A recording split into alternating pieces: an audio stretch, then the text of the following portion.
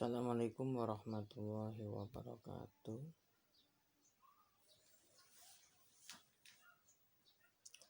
Ini adalah komunikasi terapeutik dalam tahap diagnosa perawatan. Hari ini kita akan belajar bagaimana nanti komunikasi terapeutik dalam tahap diagnosa perawatan. Setelah pembelajaran ini diharapkan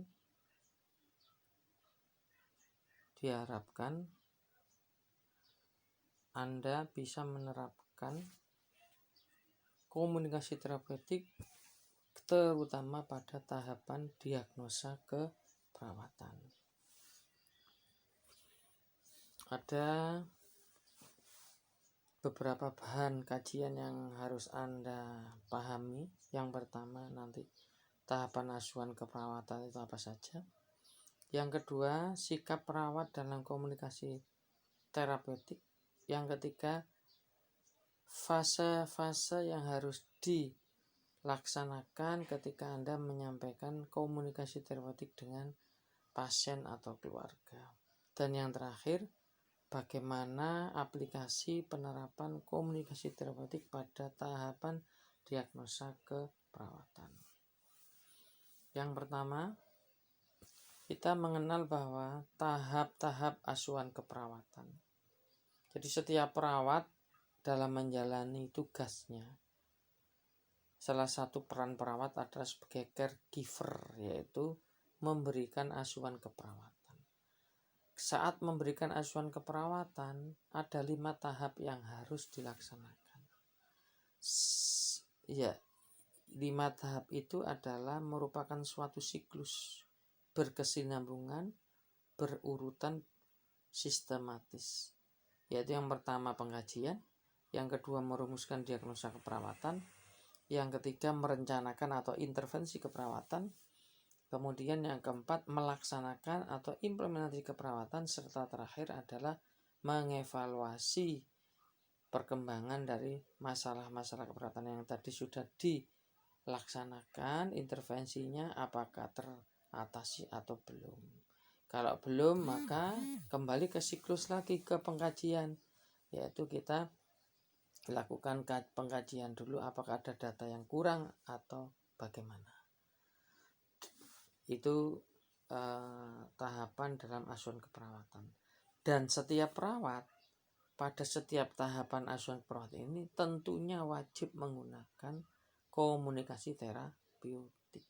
Tidak hanya di bagian tahapan pengkajian saja, tetapi di masing-masing tahapan ini perawat harus menggunakan komunikasi terapeutik ketika berinteraksi atau ketika melakukan asuhan keperawatan pada pasien ataupun keluarga. Seperti materi-materi sebelumnya, tentunya pengajar yang sudah menyampaikan bahwa kita sebagai perawat tentunya saat melakukan komunikasi terapeutik di situ ada sikap yang harus kita biasakan ketika dalam komunikasi terapeutik, yaitu bisa berupa sikap secara fisik maupun sikap secara psikologis. Kalau sikap secara fisik antara lain ketika kita berhubungan dengan pasien atau keluarga berhadapan. Yang kedua, ketika kita berbicara mempertahankan kontak mata kita dengan pasien. Yang ketiga, sedikit membungkuk ke arah klien. Lebih-lebih pasiennya berbaring, maka ya sebenarnya kita sedikit membungkuk untuk menghormati, menghargai pasien. Yang berikutnya mempertahankan sikap terbuka. Contohnya apa? Tangan kita tidak boleh sendagep. Kaki kita tidak boleh disilangkan. Itu. Yang berikutnya rileks. Kita berinteraksi dengan pasien tidak boleh tegang. Kalau kita memperlihatkan ketegangan berarti kita menunjukkan kurang siap berinteraksi dengan pasien dan keluarga. Yang berikutnya berjabat tangan. Ya mungkin kalau dari sisi agama ya sesama muhrim lawan jenis ya jangan berjabat tangan. Mungkin kita cukup membungkukkan, menghormati itu. Mungkin kalau sama-sama sesama dengan jenis kelamin, ya bisa ini diterapkan untuk pejabat tangan.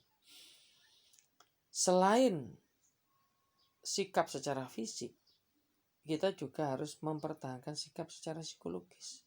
Di sini kita bagi dua, ada dimensi respon dan dimensi tindakan. Apa saja yang termasuk dimensi respon? Yang pertama, ikhlas saat kita berinteraksi dengan pasien dan keluarga. Yang kedua, kita selalu menghargai pasien kita. Yang ketiga, sering kita tunjukkan sikap yang empati, bukan simpati. Empati adalah kita ikut merasakan penderitaan, kesedihan dari pasien, tetapi kita tidak ikut larut di dalam perasaan pasien yang sedih dan seterusnya. Kalau simpati sebaliknya, kita ikut merasakan dan juga kita ikut larut dalam kesedihan pasien. Sehingga apa yang terjadi?